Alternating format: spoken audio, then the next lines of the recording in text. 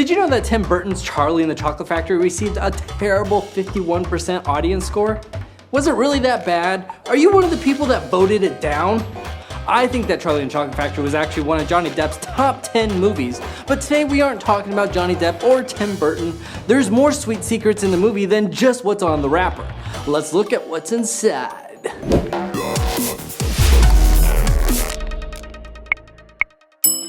When Willy Wonka has a flashback to his childhood, his dad says, "No son of mine will be a chocolatier." No son of mine is going to be a chocolatier.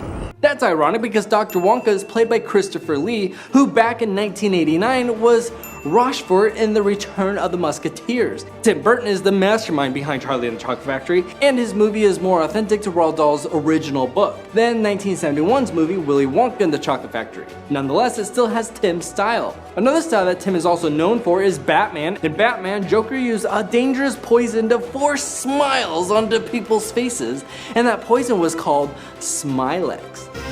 Smiley. What is this? In Charlie and the Chocolate Factory, Mr. Bucket worked at a toothpaste company and made people have great white smiles, and the name of that toothpaste company was Smilex. Almost the same, obviously a reference. Did you subscribe to my channel yet? Only a dummy wouldn't subscribe to Crazy Nate. Are you a dummy? When they all get on the candy boat, there's enough room on each seat for Willy Wonka to sit with any group that he wants to, but at this moment in time, he chose to sit next to Charlie. Now, either this is to get a better view of everyone, or because Charlie is already his favorite, I'd honest, you know, right from the beginning. or because he's paranoid and doesn't want anyone sitting behind him. That's me. Onward! I'm Veruca Salt. It's very nice to meet you, sir. I always thought a verruca was a type of wart you got on the bottom of your foot. Yes, a verruca is actually a type of wart that you can get on your foot. Okay, and then there's the annoying side of me. When Willy's getting his shoes shined, take a look at his little sunglasses. It looks a lot like a shadow of a cameraman. And I can't confirm this, but when Willy looks off to the side, for a brief moment you can see the reflection of one person standing off to the side. Tim Burton didn't like having a lot of people on his sets when filming, so I'm speculating that this guy right here is actually Tim Burton. The set where they made the Chocolate Factory was actually the James Bond stage. Also, the chocolate river isn't really chocolate, but it wasn't just brown water either. It's a magical concoction that they made, and it costs about $2.20 a gallon to make that magical chocolate river. And here's another fun fact about Charlie and the Chocolate Factory. In the squirrel scene, we have 3 types of squirrels. Squirrels. CGI squirrels, robotic squirrels, and even live squirrels. That's right, these little squirrels spent months learning all these cool little tricks, like cracking open the nuts. But they made the nuts of plastic, otherwise the squirrels would eat them. But one squirrel ate them anyways, so then they made the nuts of acrylic. And the same one squirrel would eat the acrylic. So they had to make the nuts out of metal, and that stopped the squirrel from eating it. The one character that had more on-screen time than all the other characters in the movie collectively was Deep Roy. And he plays the Oompa Loompa. Which one? All of them. That's right, every single one of the Oompa Loompas that we see here is Deep Roy. And they didn't just cheat and copy and paste him 100 times. He had to reenact every scene multiple times. But some of the Oompa Loompas are actually CGI, and some of them are robots. The songs also seemed a little bit suspicious, like they were pre-planned or something. I do say that all seemed rather rehearsed. But if you put your eyeball onto Willy Wonka, at the end of each portion of the tour, Willy says something that implies that we need to keep going on the tour. But here's a subtle detail you might not have noticed. Each saying that he says relates to the era that the song came from. When the first kid fails, the style of the songs is like a musical or a theatrical performance. So Willy Wonka says this. Bravo! Well done. Aren't they delightful? Aren't they charming? Which is exactly what you would say after watching a live production. The next loser kid had a custom song that seemed to come straight out of the 70s style with disco. So Willy Wonka says this. Let's boogie. Then contestant number 3 goes out of order by going back to the 60s, but Willy Wonka would still say something that's related to the 60s.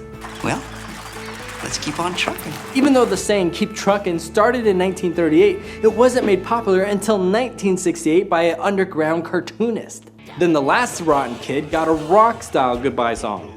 What does Willy Wonka say to that? On with the tour. And rock bands are known for going on rock tours. When you see all the thieves that made money off stolen recipes, you see Fickle Grubber ice cream. But if you look in the credits, you will see it spelt Finkle Grubber. A detail in Charlie's bedroom is that he keeps all the wrappers that he gets from prior birthdays because he cherishes the chocolate so much. And these candies right here also have hidden smiles on them. The television room has a few secrets. The first show that we see is Oprah, and at one point in time she was probably the biggest show on TV. And unless you watch a healthy version of new and old movies, you may not have recognized the movie that we see here on screen, and that is from 2001's A Space Odyssey. Another movie reference is to Alfred Hitchcock's Psycho, which is probably like the most legendary horror film scene in history. And if you haven't seen the movie or the show, Norman Bates is the one going crazy with the knife. Now this is super ironic though, because the actor that plays Charlie in this movie, he's Freddie Highmore, and he would grow up to be Norman Bates from the Bates Motel, the guy with the knife. This guy will become that guy in just a matter of years. This giant chocolate bar also has an Easter egg on it. When the Oompa Loompas are carrying the giant chocolate bar, look at the barcode on the wrapper. 03400190003. This is a registered UPC from the manufacturer, the Hershey Company, and it's for their giant chocolate bars. Johnny Depp has been working with Tim Burton for decades, so obviously we're going to be having an Easter egg to Johnny as well. Now this movie wasn't his first acting gig, but Edward Scissor Hands probably was the movie that put Johnny Depp on the map. And in case you haven't seen that movie, basically he's a creation that doesn't have hands, and he has scissors for hands. Now in this movie, you can see Willy Wonka is cutting a ribbon with a pair of scissors. And you're probably thinking that I'm reaching to say that this is an Easter egg, right? Nope. Follow me on this. Edward Scissor Hands came out in 1990.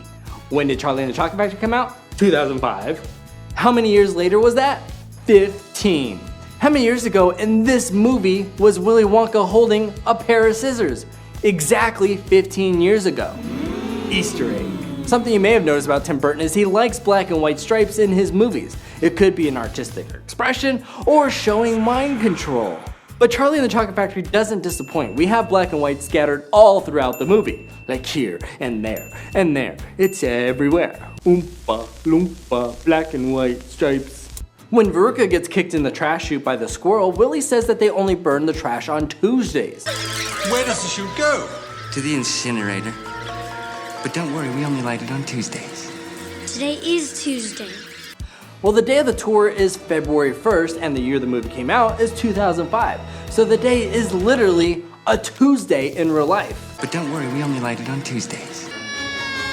We get our happily ever after in this movie. They don't clickbait us to the next movie, even though Roald wrote a part 2 in a book. But Tim Burton has no interest in making a movie about it. And if you read the book, you probably know why.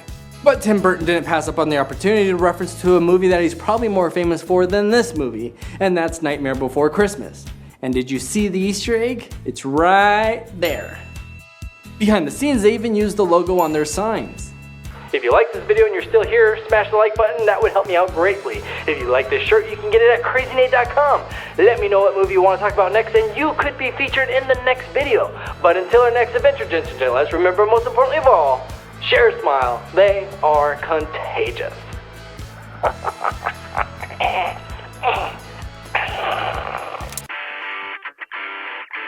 Hey, share a smile. They're contagious. Can you imagine a day without smiling? That would be outrageous. Thanks for stopping by and hanging out with Crazy Nate. Make sure to leave a thumbs up if he left you feeling great. Have fun and we'll see you next time. And don't forget to subscribe.